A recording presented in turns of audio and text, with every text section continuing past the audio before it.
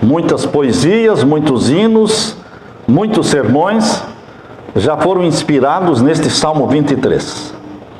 Mas será que você conhece somente o Salmo 23 ou você conhece o pastor do Salmo 23?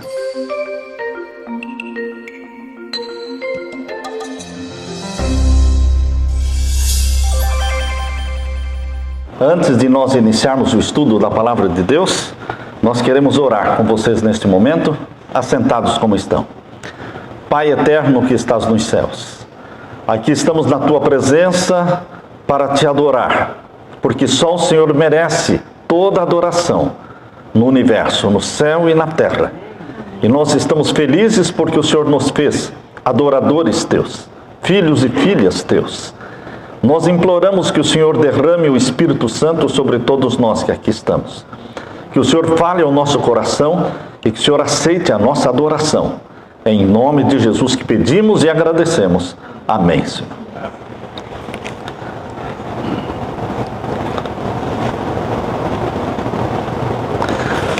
Eu convido você para abrir a Bíblia em Salmo 23.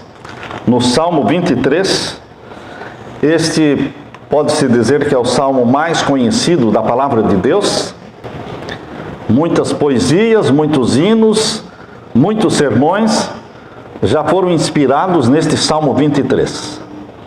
Mas será que você conhece somente o Salmo 23 ou você conhece o pastor do Salmo 23? É uma pergunta para você meditar, refletir. Aqui nós lemos no Salmo 23, o Senhor é o meu pastor, nada me faltará. Deitar-me faz em verdes pastos, guia-me mansamente a águas tranquilas, refrigera minha alma, guia-me pelas veredas da justiça, por amor do seu nome. Ainda que eu ande pelo vale da sombra da morte, não temerei mal algum, porque tu estás comigo. A tua vara e o teu cajado me consolam. Preparas uma mesa perante mim, na presença dos meus inimigos. Unges a minha cabeça com óleo. O meu cálice transborda. Certamente que a bondade e a misericórdia me seguirão todos os dias da minha vida. E habitarei na casa do Senhor por longos dias. Dois homens foram convidados para declamar ou recitar o Salmo 23. Um deles era um artista. Ele realmente conhecia todas as técnicas de oratória. E ele então, ao chegar à frente na plataforma, ele recitou o Salmo 23 de uma forma fantástica e ao terminar foi aplaudido em pé. Depois dele veio um senhor já de idade e também recitou o Salmo 23. Quando ele terminou, não houve aplauso. Houve somente um silêncio, mas lágrimas estavam escorrendo pelos olhos de cada um. E o primeiro que recitou, o famoso artista, veio à frente e disse: eu conheço o Salmo do Bom Pastor, mas este meu amigo conhece o Bom Pastor. Esta é a diferença. Eu pergunto para você, meu querido irmão, você conhece somente o Salmo ou você conhece o Bom Pastor de fato? O Salmo começa dizendo: o Senhor é o meu pastor.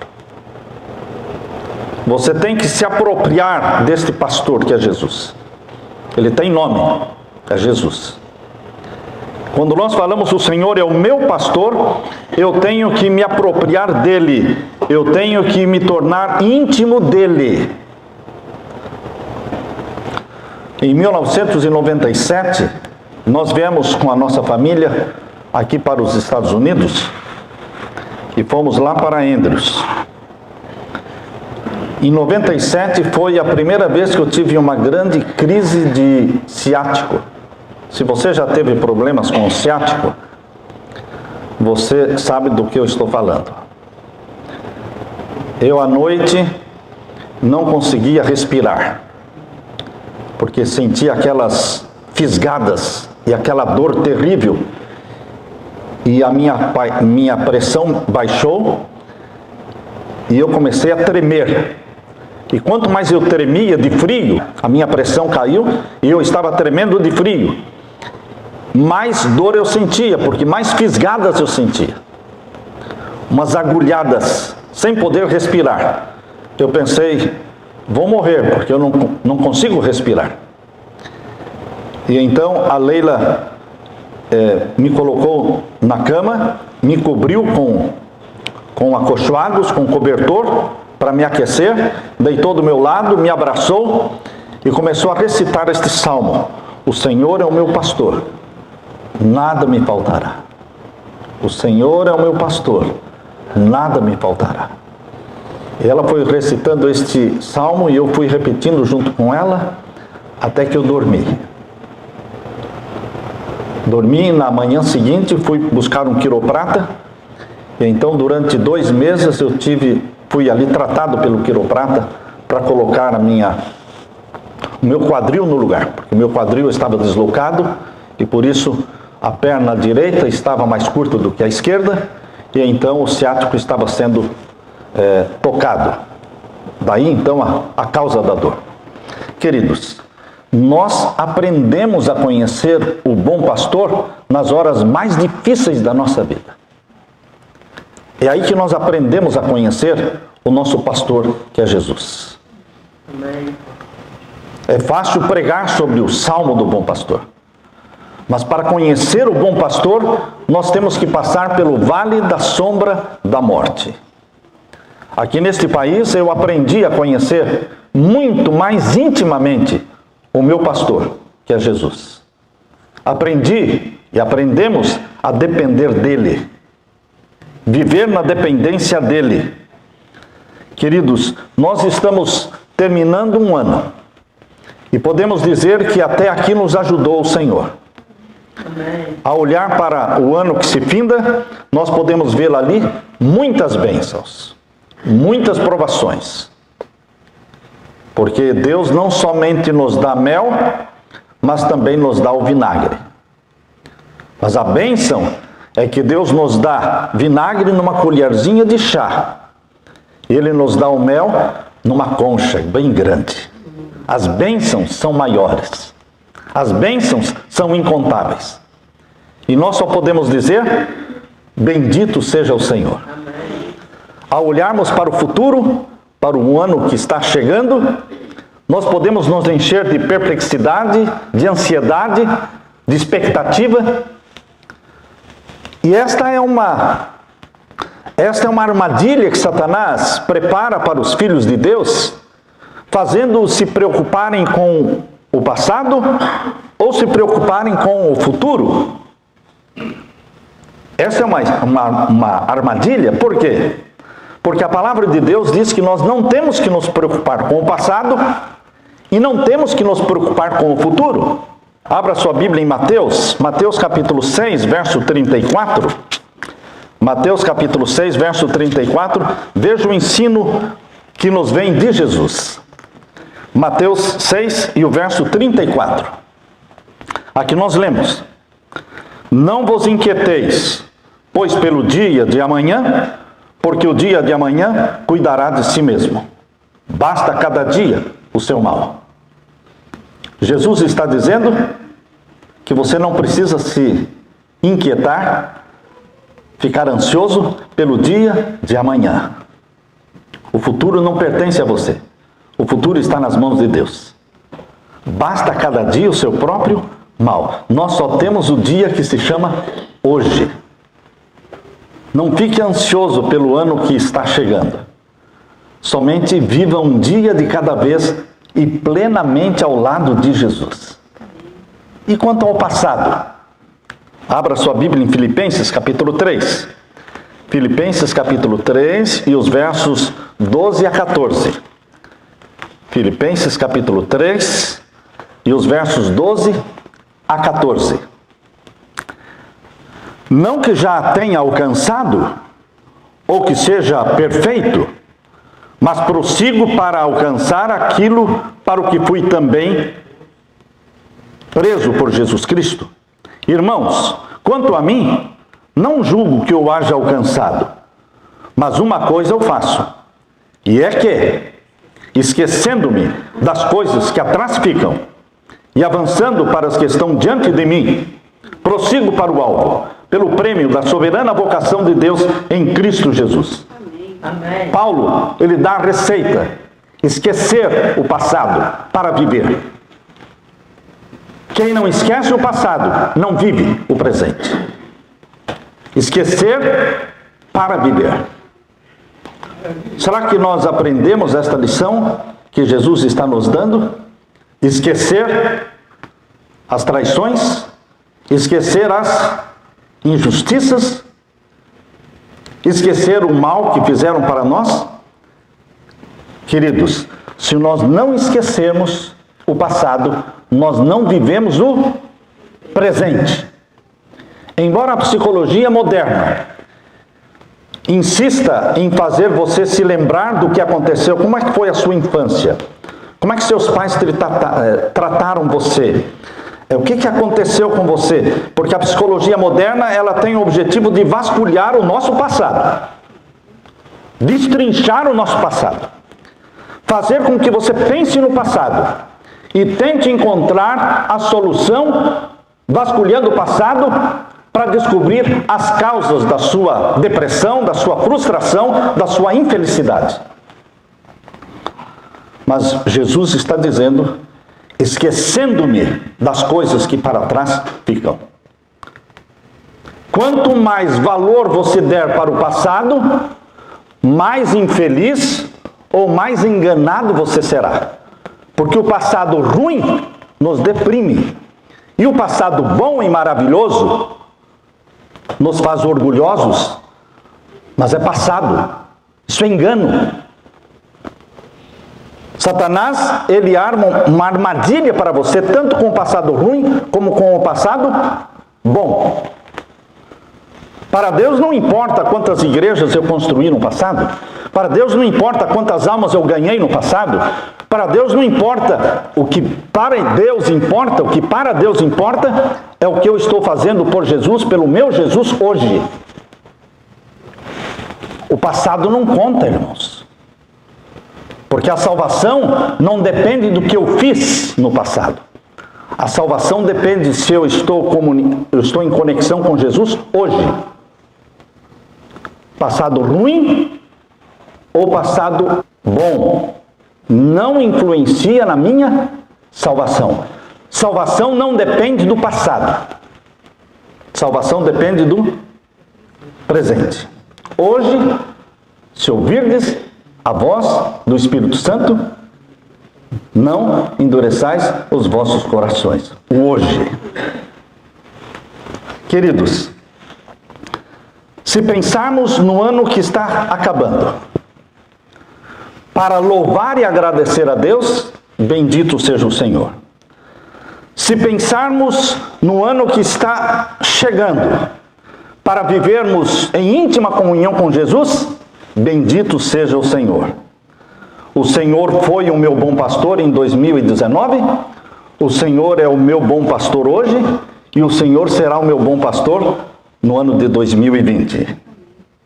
Você pode recitar o Salmo do Pastor com voz trêmula, com voz entrecortada de choro, com os olhos embaçados de lágrimas, mas quão confortante é poder se dirigir ao Deus Criador dos céus e da terra e falar: o Senhor é o meu pastor. É Ele que nos alimenta. Eu aprendi a viver na dependência desse bom pastor que é Jesus. Ele tem sorrido para mim. De vez em quando ele faz umas coisas que eu fecho os meus olhos e imagino Jesus Cristo sorrindo para mim e dizendo: eu não te disse? Eu não falei para você que eu vou cuidar de você? Ele cria situações difíceis, becos sem saída, para que nós sejamos forçados a confiar nele. Ele cria isso. Ele permite isso. situações difíceis. Para ver se nós vamos aprender a esperar nele ou se vamos nos atrapalhar e colocar o carro na frente dos bois. Porque geralmente é isso que nós fazemos. Colocando o carro na frente dos bois. Não esperamos pelo Senhor. Muitas vezes fazemos uma oração para Deus resolver um problema e ao levantarmos da oração, já vamos para a ação. E não aprendemos o quê? Esperar no Senhor. O tempo de Deus não é o seu tempo. O tempo de Deus não é o seu tempo. Deus precisa de muito mais tempo para resolver os problemas. O pastor das ovelhas. Ali diz: o Senhor é o meu pastor, nada me faltará. Um pastor estava para fazer o sermão do Salmo 23. Ele então perguntou se, antes do meu sermão, eu gostaria de saber se alguém da congregação quer vir aqui à frente e recitar o Salmo 23. Um menininho já pulou, né? Já levantou a mão. E o pastor ficou receoso, né? Será que ele sabe mesmo? Mas aí ele já tinha se levantado e falou: vem aqui à frente então. Deu o microfone para ele e ele começou dizendo: o Senhor é o meu pastor. E isto é tudo o que eu quero. Entregou o microfone para o pastor, foi e sentou. O Senhor é o meu pastor. E isto é tudo o que eu quero. Ele resumiu, irmãos. Ele resumiu o Salmo 23. Isso é tudo o que eu quero. Será que isso é tudo o que você quer? Ou você quer muito mais coisas do que ter Jesus como seu bom pastor? O bom pastor, além de não nos deixar faltar nada, ele faz provisão. Aqui em Salmo 23, medite aí, leia agora comigo, novamente, o Salmo 23 e os versos 2 a 5. Os versos 2 a 5. Deitar-me faz em verdes pastos. Guia-me mansamente a águas tranquilas. Jesus Cristo provê comida para as suas ovelhas. Você já parou para pensar por que é que Deus nos chama de ovelhas? Eu imagino que você não escolheria, se fosse para você escolher um animal ou uma ave, enfim, para ser o seu símbolo, você se compara a que animal? Muita gente ia se comparar ao leão. Muitos iriam se comparar a uma águia, porque geralmente esses são os símbolos usados no clube dos desbravadores, por exemplo. Eles escolhem animais, não é? E nomes para representar o clube. Mas vocês acham que alguém escolheria a ovelha? Alguém escolheria a ovelha para representar a si mesmo?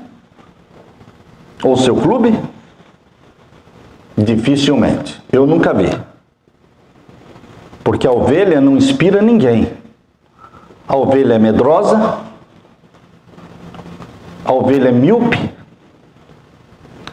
A ovelha é indefesa. A ovelha, ela é presa fácil para qualquer animal. É fácil enganar uma ovelha. A ovelha não enxerga mais do que 20 metros. Eu estive lendo sobre as ovelhas. O máximo que elas enxergam é 20 metros à frente. Por isso elas não têm senso de direção. Para onde for a ovelha que estiver na frente dela, ela segue. Ela segue a que estiver na frente, porque ela não enxerga mais do que 20 metros. A ovelha, quando cai pela lã que é pesada, ela não consegue se levantar. Quando ela cai e fica de perna para cima, ou alguém a levanta, ou o pastor tem que levantá-la, ou ela vai morrer em poucas horas, asfixiada. Pense num animal que morre só porque caiu. Não bateram nela, não aconteceu nada dela, só caiu e não consegue mais se levantar e morre. Esse é um animal muito indefeso. Muito indefeso. E então, por que é que Jesus, ele nos compara à ovelha? Porque a ovelha é incapaz de cuidar de si mesma. Vocês percebem que muitos animais, já desde que nascem, a maioria deles, já sabem andar, já sabem nadar. E eu fico pensando, nós seres humanos, os bebezinhos quando nascem, se o papai e a mamãe não cuidarem deles, eles morrem. Porque eles não sabem andar, não sabem nadar. Mas os animais já nascem com esse instinto, sabendo andar, nadar. Por que que nós somos então tão indefesos, tão dependentes? Porque foi algo intencional do nosso Pai Celestial nos criar como pessoas, como seres totalmente dependentes dEle. Deus quer que você seja dependente dEle. E nós, seres humanos, não gostamos de ser dependentes.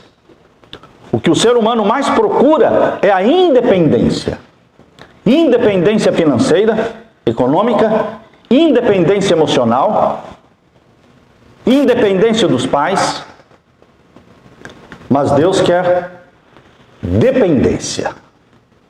Dependência para comprar, dependência para vender, dependência para viajar, dependência para namorar, dependência para escolher o cônjuge, dependência para educar os filhos, dependência para dirigir um carro, dependência para se achar.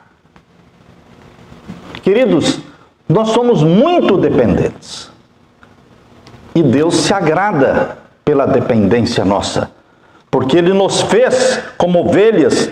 Eu gosto muito do que está escrito aqui em Ezequiel, abra a sua Bíblia, em Ezequiel capítulo 34, Ezequiel capítulo 34, nós encontramos aqui o verso 15 e 16. Ezequiel capítulo 34, verso 15 e 16. Eu apacentarei as minhas ovelhas, e eu as farei repousar, diz o Senhor Jeová. A ovelha depende do pastor para comer, para beber, porque é o pastor que a leva para os pastos verdejantes. Ela não vai achar os pastos verdejantes por si mesma. É o pastor que a leva para beber água. Ela não vai encontrar água por si mesma. É o pastor que a leva à noite para o curral e a coloca dentro do curral, porque ela é totalmente indefesa. Por isso aqui, Jesus está falando aqui em Ezequiel capítulo 34, verso 15. Eu apacentarei as minhas ovelhas e eu as farei repousar, diz o Senhor Jeová. A perdida buscarei. A ovelha perdida encontra o caminho de volta? Não. A ovelha perdida, Jesus contou 3 parábolas em Lucas capítulo 15, certo? A ovelha perdida, o filho perdido e a dracma perdida. O único que voltou sozinho foi o filho perdido. Ele conhecia o caminho da casa do pai e voltou. Mas a ovelha perdida não voltou sozinha.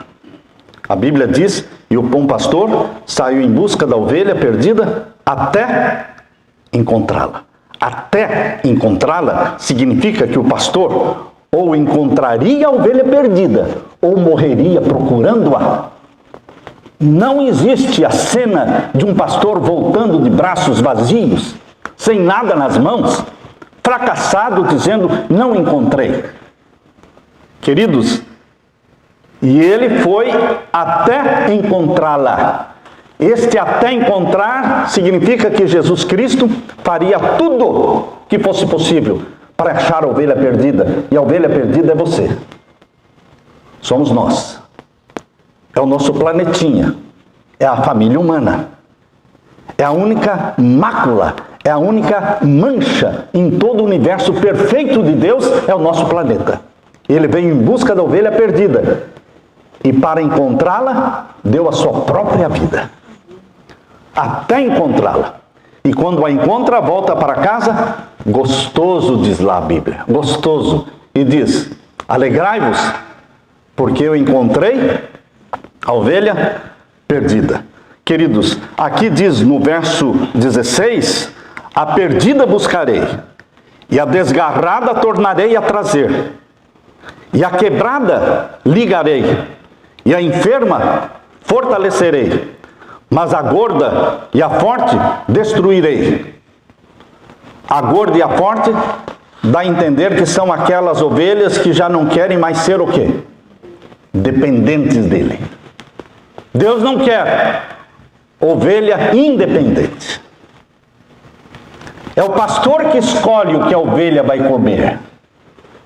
Mas está cheio de ovelhas que escolhem o que comer. Isso eu não gosto, isso eu não gosto, mas Deus quer que você coma isso. Mas eu não gosto. Ovelhas independentes. Jesus diz, a estas eu destruirei. Porque a ovelha tem que ser dependente.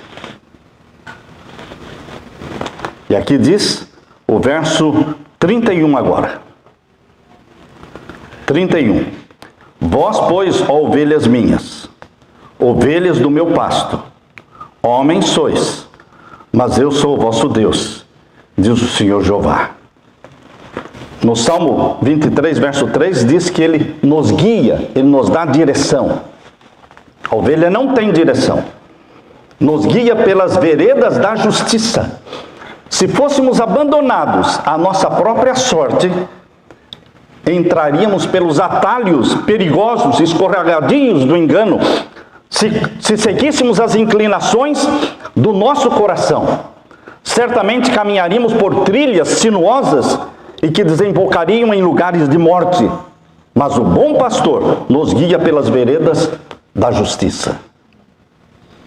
A terceira provisão que nós encontramos aqui no Salmo está no verso 4.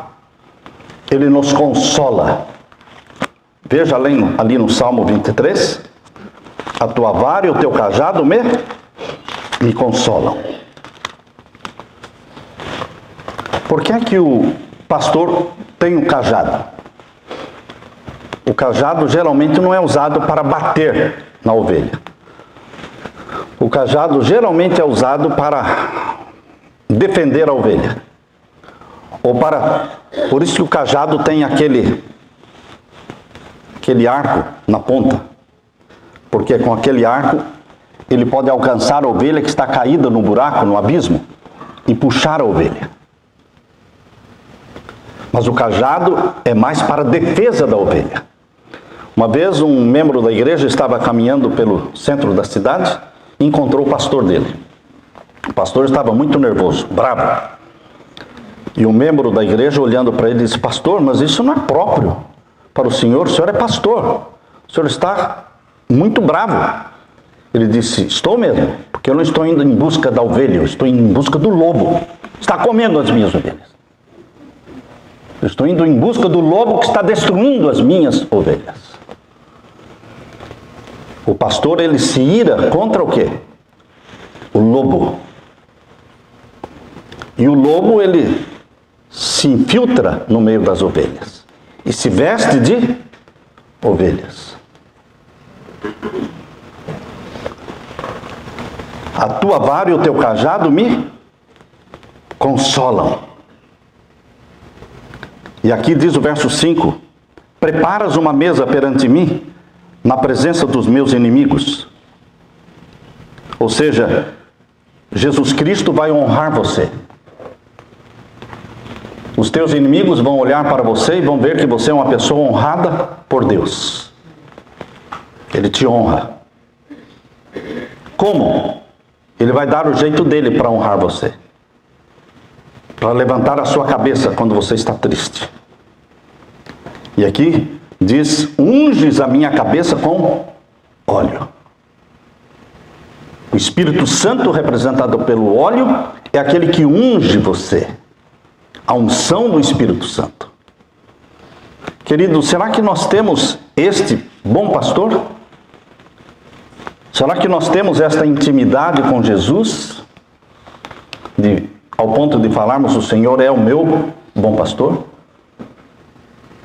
Eu sou dependente do Senhor para comer, para beber, para resolver meus problemas, para me curar? Ou nós corremos depressa em busca de soluções que não são do bom pastor? É o que eu mais vejo. É ovelha correndo atrás de soluções que não são do pastor. Vou dar o meu jeito. É como aquela jovem, não é? Uma jovem que já estava avançada mais na idade, com medo de não casar, e ela disse: pastor, o meu desejo, o meu sonho é ter um filhinho, um bebê. Esse é o meu sonho. Eu estou esperando, mas está demorando. Olha, pastor, eu dei um tempo para Deus. Esse ano, se eu não casar, eu vou arrumar um bebê. Falei: ah, é? Sim, vou arrumar um bebê. E arrumou mesmo. E arrumou. Depois que o bebê nasceu, ela pediu para eu apresentar a criança. O senhor pode apresentar? Lógico que eu posso apresentar. Dedicar a Deus. A criança não tem nenhuma culpa porque ela tomou uma decisão errada, certo? Ela arrumou uma pessoa só para ter um bebê com aquela pessoa e... Queridos, há muitos que se colocam na frente de Deus. Estou esperando em Deus. Há quanto tempo você vai esperar em Deus? Você deu para Ele meia hora, uma hora? Você dá prazos para Deus? Para Deus resolver os seus problemas? Deus é o seu empregado, por acaso? Deus é o seu empregado? É você que manda? Ou nós aprendemos a esperar no Senhor? É uma lição difícil que Deus quer nos ensinar. Aprender a esperar nele. Quanto tempo? Não importa quanto tempo. Ele quer que você aprenda a esperar nele. Eu me lembro muito bem do primeiro rei de Israel, Saul. No começo do reinado dele, muito humilde, muito dependente de Deus. Depois que ele aprendeu a gostar do poder e se agarrou ao poder, não queria mais largar o poder, porque o poder corrompe. E era um período de guerra, e ele tinha que preparar o exército para a guerra, mas o profeta de Deus, Samuel, tinha que chegar para fazer o sacrifício e abençoar o exército antes da batalha. E Samuel estava indo rápido. E Deus disse: por que essa pressa, Samuel? Se acalme. Não, mas Saul está me esperando. Senta aqui, espera um pouco. Vamos atrasar. Intencionalmente Deus atrasa. Deus não é atrasado, mas intencionalmente Ele atrasa. Por que Deus às vezes demora em responder nossas orações? Intencionalmente Ele demora para ver quanto temos de paciência, quanto confiamos nele. E Saul, nervoso porque o profeta não chegava, e o profeta estava onde? Sentado, lá debaixo de uma árvore, porque Deus mandou o profeta Samuel sentar e esperar. Espera aí, vamos ver o que o rei Saul vai fazer. E o rei Saul percebeu que o profeta não chegava, e ele falou: eu mesmo vou fazer o sacrifício. E matou os animais e fez os sacrifícios. Aí Deus disse para Samuel: agora vai, agora pode ir. Quando ele chegou lá, o sacrifício já estava feito. Mas ele não era sacerdote. Ele não esperou pelo sacerdote. Não esperou por Deus. Foi ali que Deus rompeu, queridos. Foi ali que Deus rompeu com o reino de Saul. Eu vou escolher outro rei que dependa de mim. Porque você, Saul, não depende mais de mim. Rasgado será o teu teu reino. Entendam, queridos, que Deus, Ele faz as coisas para nos ensinar. Não é Deus que tem que aprender. É nós que temos que aprender. A confiar. A esperar nele. E Deus permite que andemos pelo vale da sombra da morte. Porque aqui está no Salmo 23. Ainda que eu ande pelo vale da sombra da morte. Então existe o vale da sombra da morte para os filhos de Deus. Jesus passou pelo vale da sombra da morte. Davi passou pelo vale da sombra da morte. João, na ilha de Patmos, passou pelo vale da sombra da morte. Qual dos apóstolos de Jesus, qual dos apóstolos não passou pelo vale da sombra da morte? Todos passaram. Então você também vai passar. A nossa preocupação não é passar pelo vale da sombra da morte, queridos. Nossa preocupação é estar em Jesus Cristo, sendo guiados pelo bom pastor. Deixar-nos guiar, deixar-nos alimentar, confiar no bom pastor. E quando você estiver passando pelo vale da sombra da morte, quando todas as portas estiverem fechadas, e quando você não estiver vendo luz nenhuma, você ainda continua dizendo: o Senhor é o meu pastor, nada me faltará. Nada me faltará. E Jesus Cristo fará questão de provar que Ele é o bom pastor. E Ele cuida das suas ovelhas. Ele faz provisão por você. A ovelha que confia no bom pastor, ela tem futuro. O passado das ovelhas de Jesus é um passado a limpo.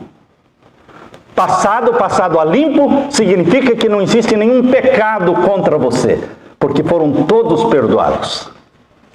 Somente não é perdoado o pecado que não é confessado. Mas todo e qualquer pecado, feio, os piores de todos os pecados, quando nós confessamos, Jesus nos perdoa.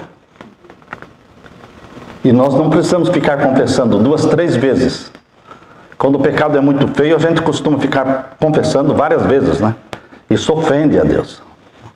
De novo, eu já não perdoei esse pecado para você, e você está pedindo perdão de novo pelo mesmo pecado. Eu já não me lembro mais desse pecado. Eu já joguei nas profundezas do mar. Jesus perdoa de fato. E junto com o perdão, Ele nos dá a salvação. Ele nos traz a transformação. Por isso, queridos, as ovelhas de Jesus, elas têm futuro. E o futuro é o novo céu, a nova terra, que Jesus está preparando para você. Vida eterna ao lado do nosso bom pastor Jesus Cristo. Deus cuida de você. Deus cuida de mim. Existe um hino, e o título do hino é: Cuidará também de mim. Feliz e muito alegre, cantando viverei. Se Deus protege as aves, cuidará de mim também. Quando estou abatido, se envolto em sombras eu vou. O coração ferido ou perseguido sou, Jesus é o meu amparo, é meu consolador. Envolve-me em seus braços e alívio dá-me a dor. Oremos ao Senhor. Pai Santo, eu sei que o Senhor cuida das aves que não semeiam, nem colhem, mas não falta o alimento delas. Eu sei que o Senhor cuida dos lírios, das flores, que em um dia desabrocham e logo secam. Mas eu sei também que o Senhor cuida dos seres humanos, homens e mulheres, que foram criados à imagem e à semelhança de Deus. Eu sei quão preciosos nós somos para o Senhor, porque o Senhor se tornou um de nós, assumiu a nossa carne, se tornou carne da nossa carne e sangue do nosso sangue, elevando-nos como seres humanos à posição de filhos e filhas de Deus, gerados pelo Espírito Santo. Nós te louvamos pelo ano que se finda, Pai. E nós descansamos em teus braços para o ano que está para começar. Sabendo que o Senhor é o bom pastor, é o meu bom pastor. Que cada um aqui se aproprie de Jesus. Se aproprie em intimidade, em familiaridade com Jesus Cristo. Abrindo o coração e sendo dependente de Jesus Cristo em todas as coisas. Que possamos recitar o Salmo como aquele menino. O Senhor é o meu bom pastor. Isso é tudo o que eu quero. É em nome de Jesus que pedimos e agradecemos. Amém. Amém. Amém. Fiquem com a bênção do Senhor.